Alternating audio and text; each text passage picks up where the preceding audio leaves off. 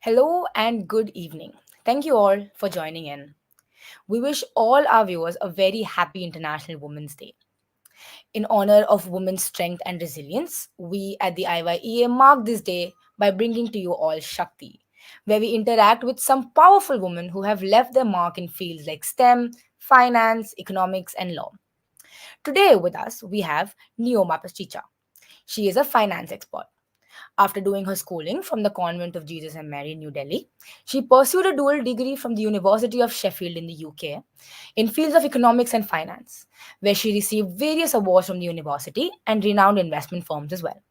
Thereafter, she completed her master's in finance from the London School of Economics and Political Science, LSE UK, and pursued a career in investment banking at Bank of America Merrill Lynch and HSBC. She is now an entrepreneur in the grooming segment. She takes keen interest in child welfare and is focused now on promotion of education among children. Thank you so much, Neoma, for being here with us today. Hi, it's a pleasure.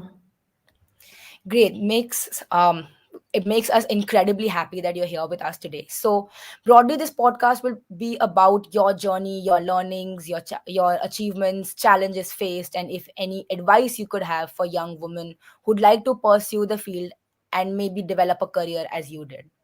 So let's get right to it. Right. I'm So looking for forward for today. But firstly, a very happy Women's Day to you, Ria, and to all our viewers, all the young girls out there, ladies, women out there, a very happy Women's Day. thank you so much. So Neoma, you've pursued finance and economics. Did you always know this was going to be your field of interest? How did you come across finance as a prospective career option? So my childhood was like any other child's childhood. It was in a very happy family, a very good upbringing. Thankfully, my parents were very supportive of any of my career choices. So as a child, I was not as a child when you're growing up, you don't know what path you would want to take initially. There are various options, and I would want my viewers to know that one should try every path, or one should try every single field that you come across to make sure what exactly are you interested in. So I had very supportive parents, and I still remember that when my 10th boards got over, I scored a very high percentage in all my subjects. So my chemistry teacher almost forced me to take science instead of commerce, because she felt I had a caliber for it, and she felt that I would really excel in chemistry and physics. But I was always interested in economics. I was interested in accounting. So I went back, and I remember that day very vividly. I went and told my mother, I said, Mom, Mrs. Daisy is telling me to take science. So she told me one thing. She said, follow your heart, honor your passion. And if you are more interested in economics, in accounting, then go ahead and take commerce. Don't think that maybe you can score high percentage in chemistry or physics, so you end up taking that just because you want a higher percentage. If you really choose the subjects that interest you, that's where your marks will follow automatically. So that's what I simply did. I started taking interest in the subjects that led to my career choice. I started, I'm a kind of person who loves to be challenged. I don't want to get bored that easily. I love variety. I wanted to be a part of something that is much bigger than myself. So I started taking economics, and I took commerce with maths, I think, in 11th standard. And that's when my journey in the finance sector started. And I was a very inquisitive person. I used to always question on things like how RBI functions, how the fiscal policies are made, how does a businessman file tax, how do you manage your daily accounting, how does the big four in our corporate industry work. So I think these questions led me to the choice that I made then. And slowly, steadily, it was a step-by-step process that led me into the world of finance, I would say, the world of economics, I would say. Because post my 12th standard, again, now the choice was that I have taken commerce. I have taken commerce with math. So there's again a variety of options to choose from. And I realized in my 2 years in the school that I was still very much interested in economics. I was still very much interested in accounting. So there were various universities to choose from. I got through very prominent universities like King's College, Manchester University. But again, I ended up making a choice of choosing University of Sheffield because it provided me a dual degree in economics and finance, the two loves of my life then, I would say. So thereon, my journey started. In my university days back then, I remember my days used to start with reading the Guardian newspaper, the first thing, and then evening I used to enjoy cooking and watching interviews of prominent, I would say, faces in the finance world, as well as faces in as well as women faces, I would say. My mother or my parents, I would say at that point, would actually, if you went talking to them, they would let you know how many interviews of Mrs. Neeta Ambani or Queen Rania that I have watched in my childhood.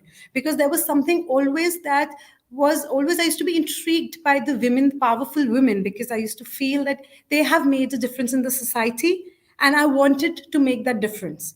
At the same time, I wanted to choose a path that I'm interested in because I wanted to enjoy my work.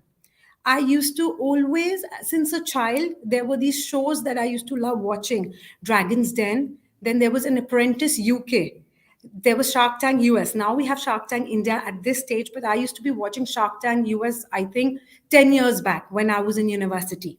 So these were the things that interested me in my personal life, and that's why I chose that as a career option as well. So I think it was just a mix of my interests that led to this path. Then another very important factor I think that led to me choosing finance as a career were my corporate placements that I had in between the first and the second year of my university. You know, when you have the penultimate year internships, the 3 months corporate placements that you have, I did that to taste the flavor of how the finance world would be, how it would look like when I'm into this corporate world. And I enjoyed.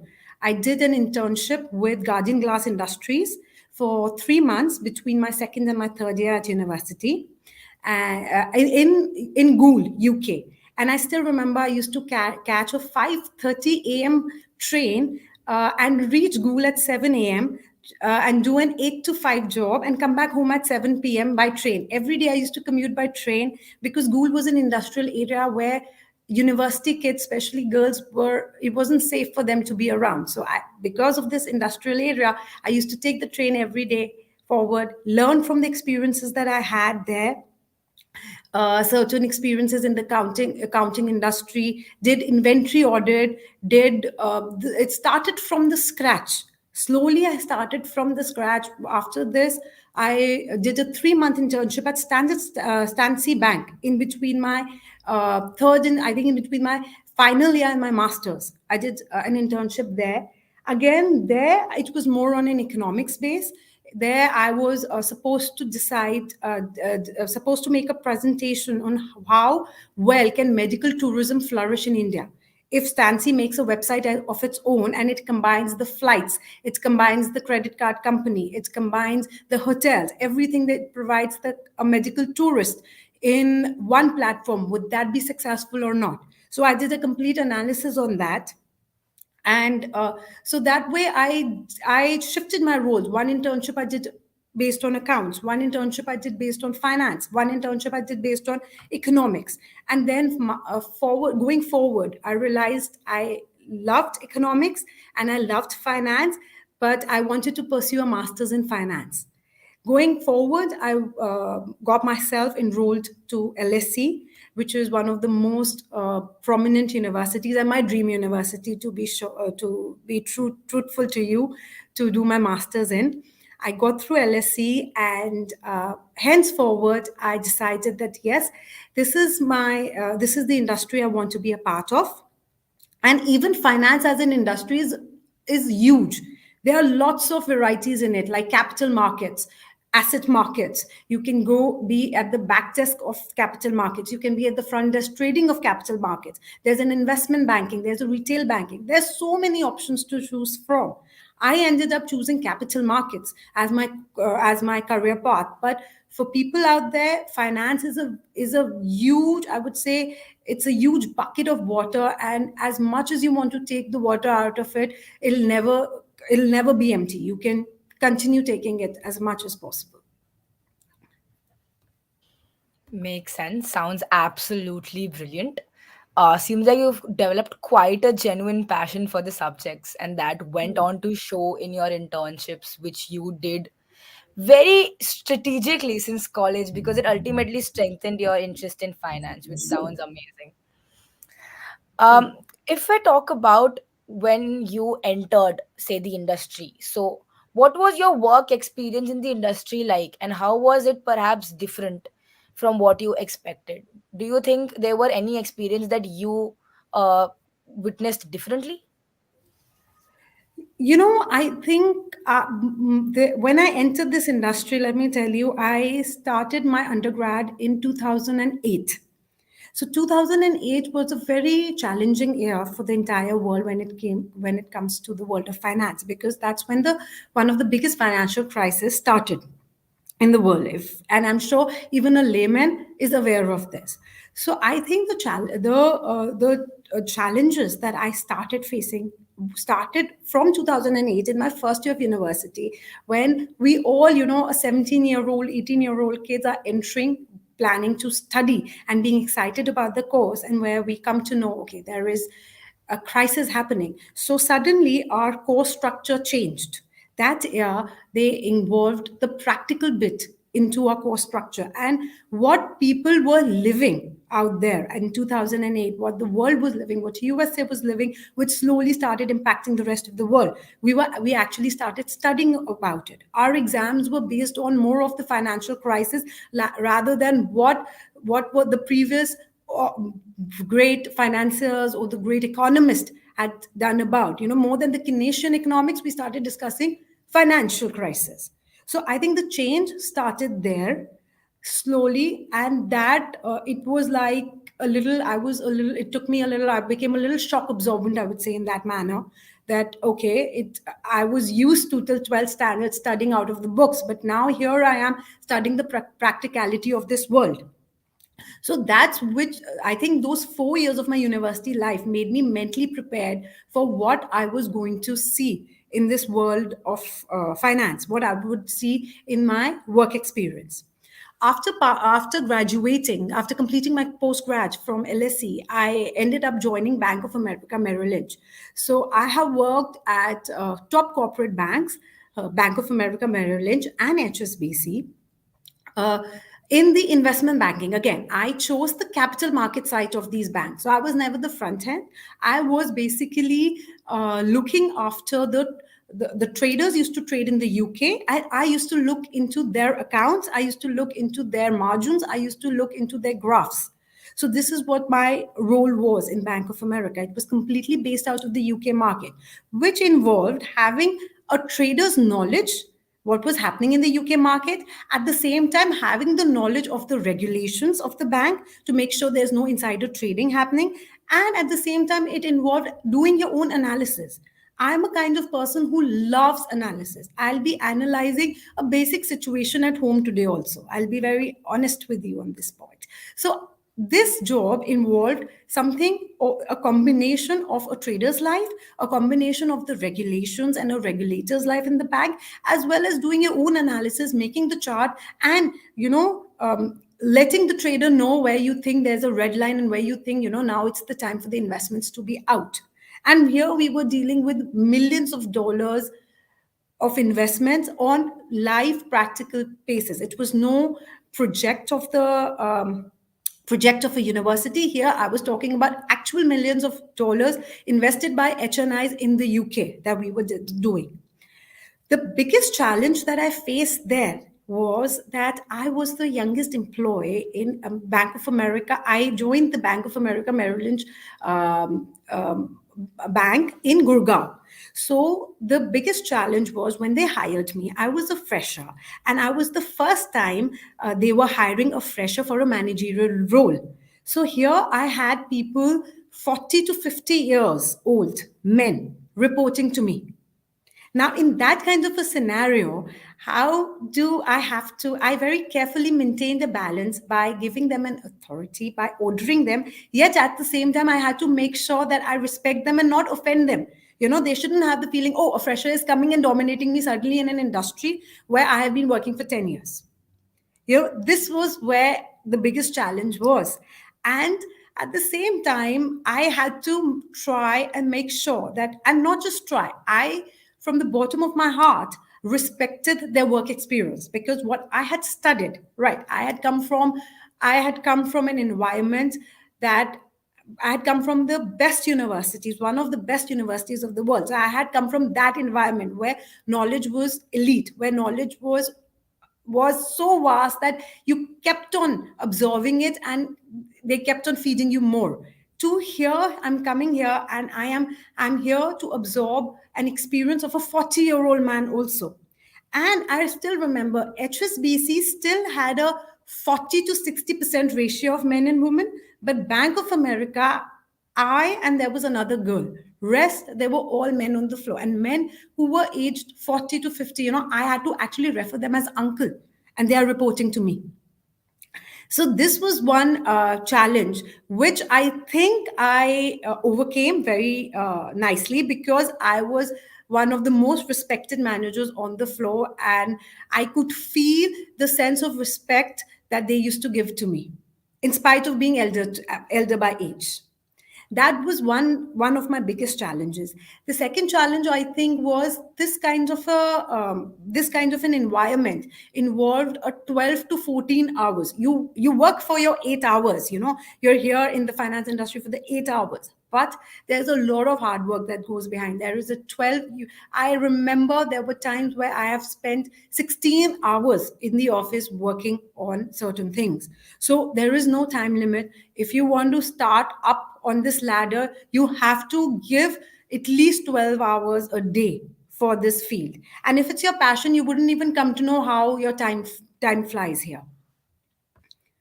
With HSBC, I would say that I think, Ria, your video is just paused.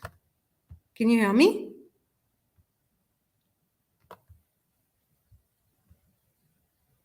Ria, am I audible?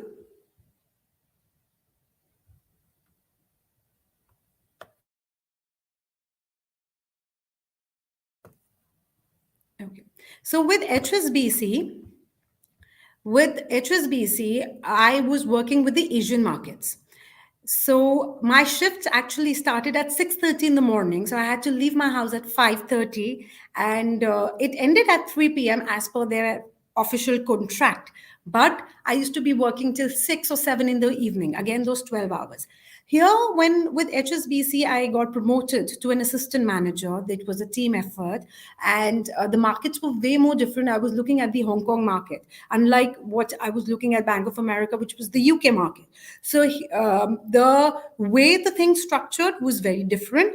But again, I think it made me learn. It gave me a way more international exposure, because right now I knew about the European market, and now I was getting exposure to the Asian markets.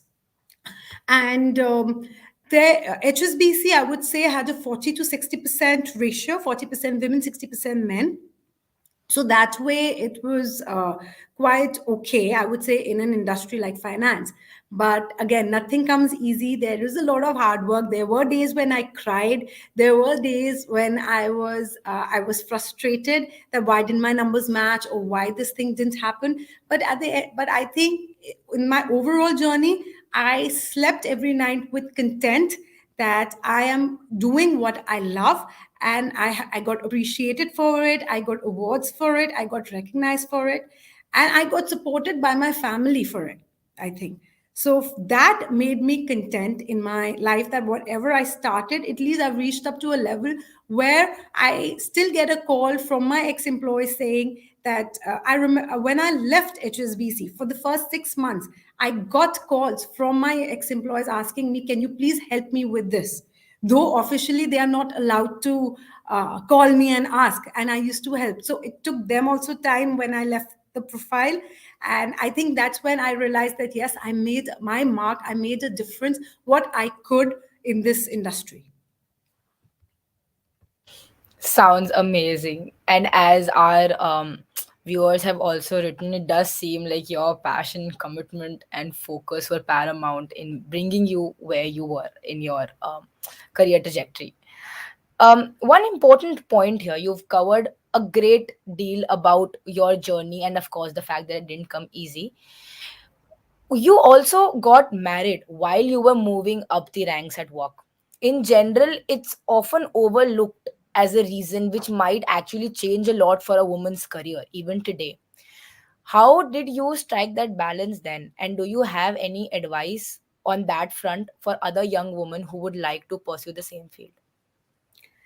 Um, I had just completed 2 years when I got engaged, and I chose. It was my decision completely to take a year and a half's break from my work when I got married. And I'll give you a very truthful reason, a very honest reason is that I genuinely wanted to take the responsibility of my new home, develop the new relations that had got added into my family, and do justice to the various new roles that I had got in my life, being a daughter in law, being a wife, taking care of the house. I wanted to take that time off to understand my relationships and take responsibility of my now house. So I think that was my choice.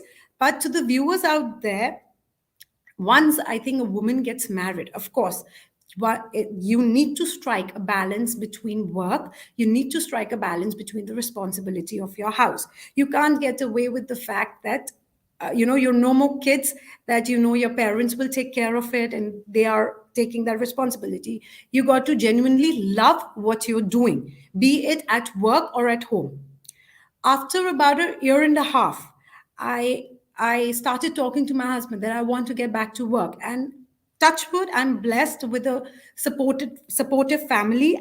My new parents now, I'm blessed. They are very supportive, and especially I would say my husband. He always pushes me to do better and be better than myself. I would not say even right at work he wants me to be the best, but even when we are having a day-to-day conversations about what's there in the news or what is happening with the world or even at our relationship, even then he's pushing me to be better than myself. He sets my own benchmarks as, you've got to break this and be better.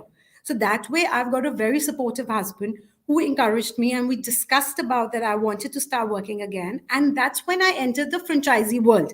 My husband and I got a unit franchisee of a renowned brand in the grooming industry called Truefit and Hill. It's a UK based brand. It's a royal barber saloon from the UK, which caters to the royal family of the UK. Its products were found in the Titanic as well. So we got this brand to Delhi, and my main aim to get this brand to Delhi was I was intrigued by the rich history and the royal services it provides. It was something that I think Delhi had not witnessed before. So in 2019, we got this brand here. I started taking care of the business dynamics, from its finances to its inventory management to the overall performance of the store. I started taking care of this. So that's when I shifted my journey from working in a corporate world, because I'd already had a flavor and I had a taste for it, to entering into the business industry and started being an entrepreneur. But at the same time, I felt I needed to be in touch with the financial markets.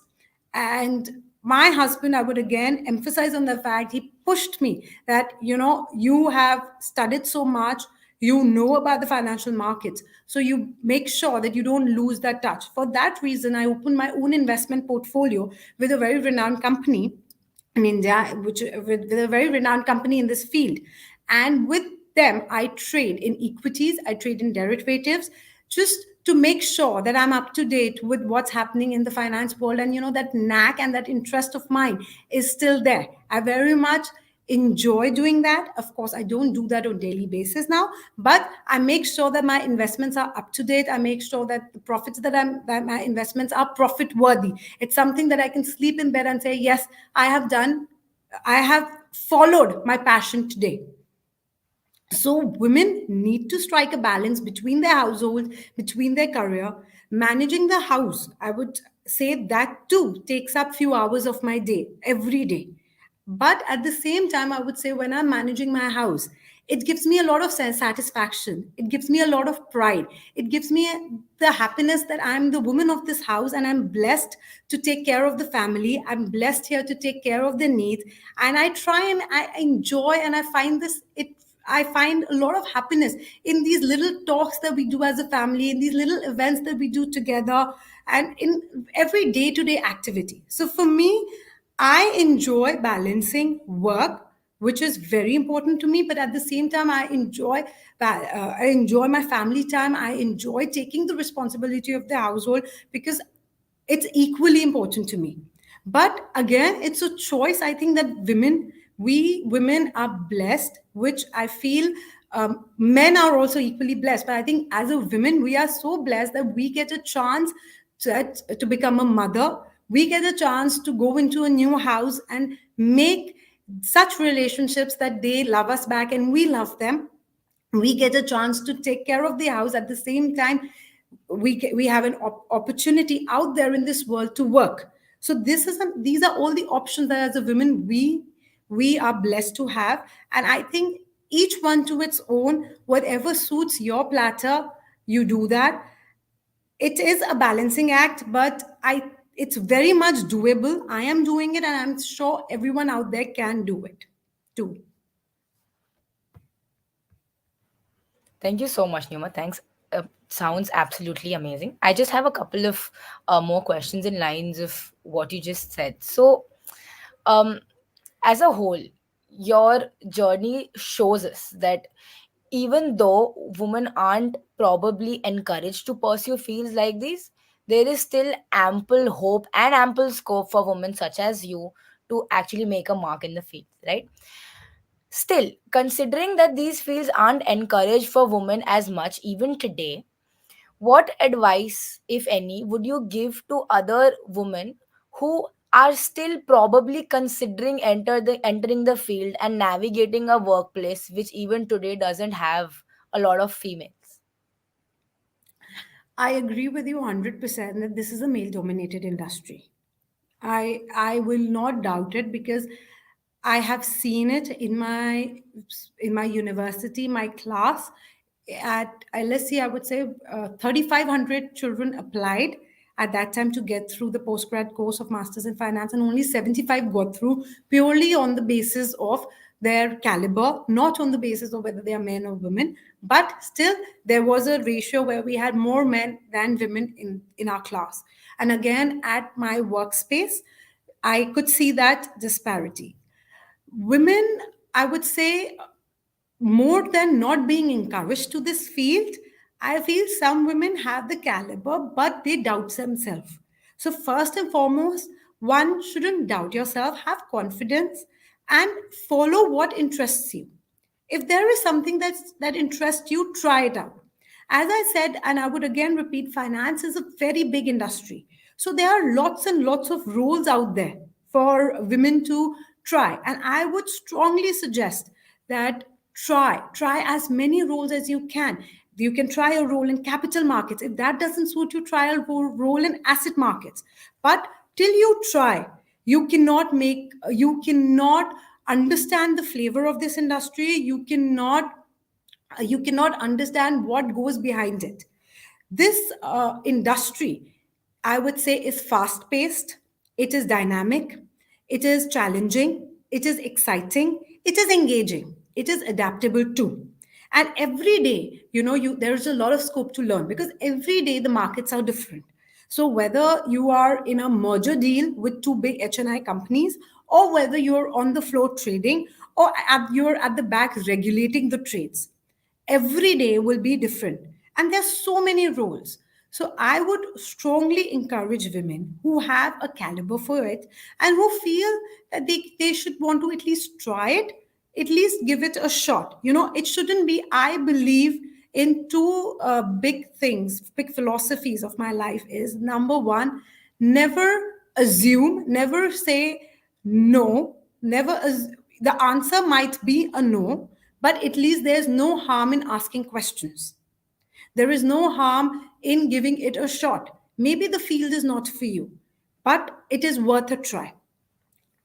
Another thing that I strongly believe in is that education is like filters in your brain. I remember and this was said to me by my dean in my first year of this university. The entire university was sitting in a church, and the dean entered and he said, I want to tell you something. And these were his words. He said, education is like filters in your brain. They allow you to see things in a certain perspective. They allow you to see certain they allow you to see certain things in a way that another person might see differently. So irrespective of whether you continue your career path in your education stream as well, means what I mean to say is, if I have done my education in finance and now I'm doing something different, irrespective of that, the way I would see the world would be always like an analyst, like an economic analyst. As an example, when the Ukraine Russia war is happening, so I am here, I feel bad, I'm trying to do my little bit on whatever donations I can do, but at the same time I'm analyzing the situation very differently as opposed to a person who is maybe an engineer. He might look at the same situation in a different way. So education is important. It is like filters in your brain. And though this field is male dominated, but there is no harm in at least educating yourself, choosing a course, because it starts from the course.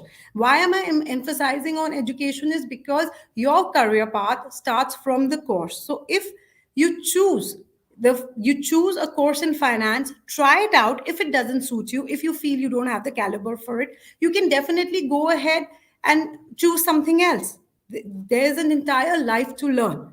So that is what I would like to give an advice. Try it out. Reach out to your mentors. If you feel you're not well encouraged at home by your parents, reach out to a mentor, discuss with them, discuss with your parents, explain what you enjoy, explain why you want to do it.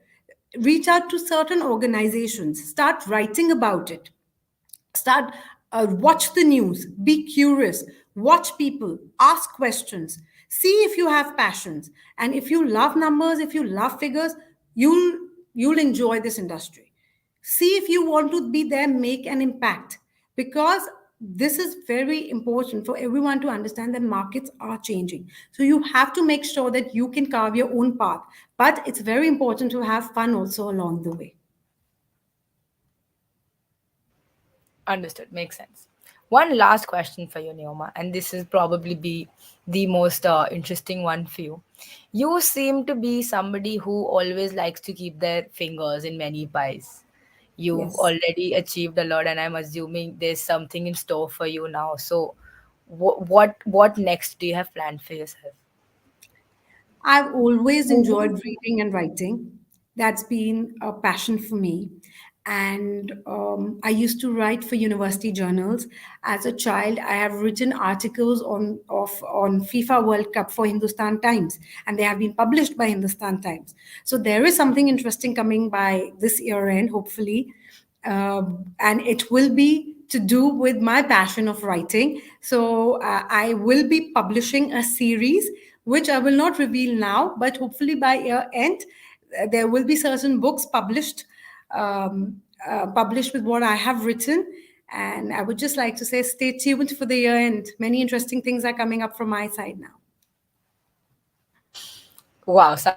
like a lot of fun. I think Ria, I've lost your voice again. I can't hear you.